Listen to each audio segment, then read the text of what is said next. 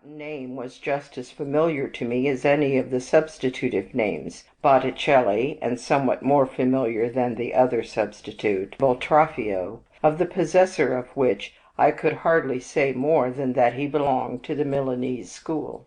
The connection, too, in which the forgetting of the name took place appeared to me harmless, and had no further explanation. I journeyed by carriage with a stranger from Ragusa, Dalmatia, to a station in Herzegovina.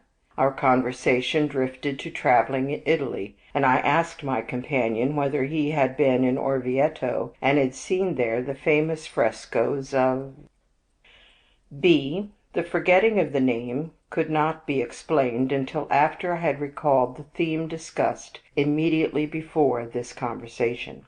This forgetting then made itself known as a disturbance of the newly emerging theme caused by the theme preceding it. In brief, before I asked my traveling companion if he had been in Orvieto, we had been discussing the customs of the Turks living in Bosnia and Herzegovina. I had related what I heard from a colleague who was practicing medicine among them, namely, that they show full confidence in the physician and complete submission to fate.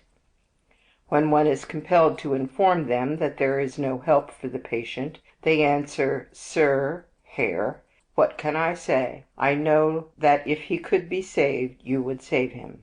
In these sentences alone we can find the words and names Bosnia, Herzegovina, Herr, Sir, which may be inserted in an association series between Signorelli, Botticelli, and Boltraffio.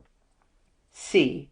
I assume that the stream of thoughts concerning the customs of the Turks in Bosnia, etc., was able to disturb the next thought, because I withdrew my attention from it before it came to an end. For I recalled that I wished to relate a second anecdote which was next to the first in my memory.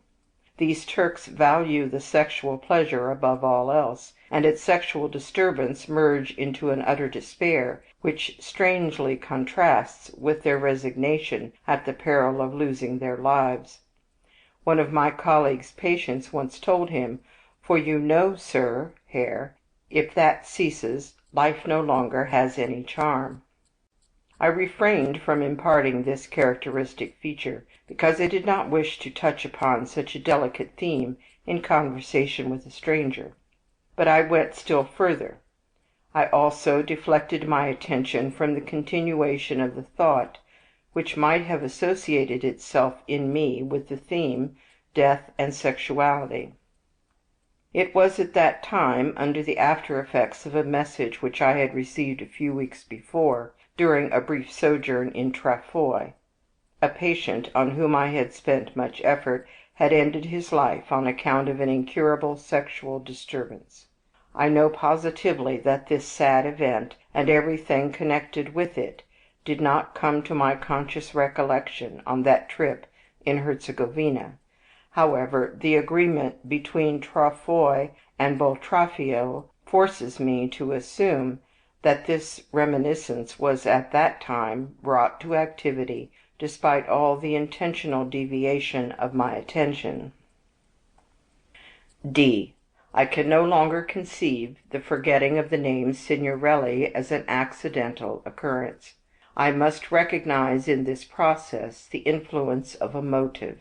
There are motives which actuated the interruption in the communication of my thoughts concerning the customs of the Turks, etc., and which later influenced me to exclude from my consciousness the thought connected with them, and which might have led to the message concerning the incident in Trafoi. That is, I wanted to forget something, I repressed something.